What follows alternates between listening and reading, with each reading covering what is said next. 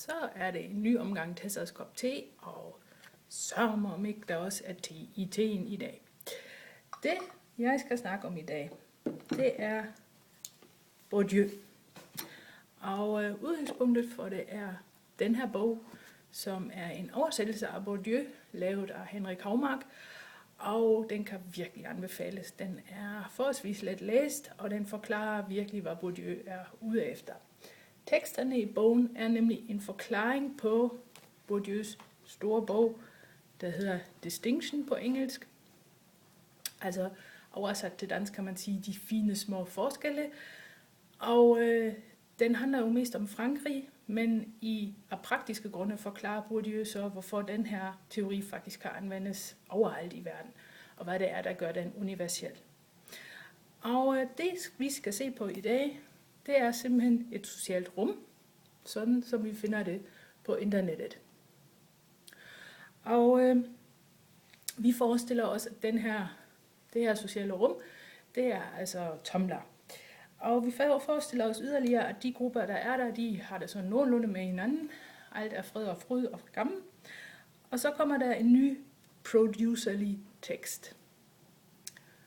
Og den her producerly tekst, det kan være en fjernsynsserie, det kan være en film eller en bog. Men den afføder så en ny fandom. Og i den her fandom, der er også alt fryd og gammel, fordi problemet med de her sociale rum på internettet er ikke så meget økonomisk, som vi har det i samfundet ellers. Det, man kæmper om, det der ligesom giver magt eller indflydelse i det her rum, det er opmærksomhed. Og så lang tid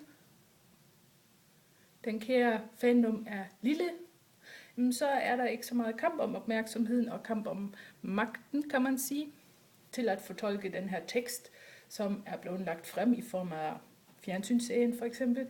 Fordi alle i fandom er interesseret i at skabe nogle produkter, alle i fandom er interesseret i at komme til ord og høre andre folk fortolke det her, der ligesom er blevet vist. Og det vil sige, det her med at gøre en forskel, det er slet ikke så svært, fordi der ligesom ikke er så mange, der kan gøre en forskel. Og der er ikke så meget opmærksomhed, eller der er ikke så mange, der kæmper for opmærksomhed. Men sådan en fandom har det jo med at vokse. Og det betyder så lige pludselig, at det der med at få opmærksomhed, det bliver meget svært. Fordi der er mange ombudet, og der er sådan set ikke så meget opmærksomhed, fordi der bliver jo også flere og flere af de her produkter, man ligesom skal se på og undersøge. Og det vil sige, at det der sker, det er jo, at nogle af de her fans, de bliver bedre til at samle opmærksomhed end andre. Og de får dermed mere magt end andre folk i fandom. Og når det sker, jamen så begynder de her forskelle, der gør en forskel, og som folk altså kan forholde sig til i fandom, fordi de ligesom ved, hvad de her forskelle de går ud på, de begynder at betyde rigtig, rigtig meget. Selv de mest fine forskelle, som udefra set er fuldstændig ligegyldige, begynder at betyde så meget, at folk kan komme op og slås omkring det der. Og det er jo, fordi man er ude efter at få opmærksomhed, som jo er blevet en mangelvare. Og det er så på den måde, at vi lige pludselig ender med en fan-war, hvor vi altså har de her mennesker, der sidder i hver deres ende af gruppering og slås om det hele handler om, nemlig hvem der har lov til at fortolke teksten, hvem der har magten til at sige, det er sådan det her, det skal ses, og som så i sidste omgang får mest opmærksomhed fra resten af flokken.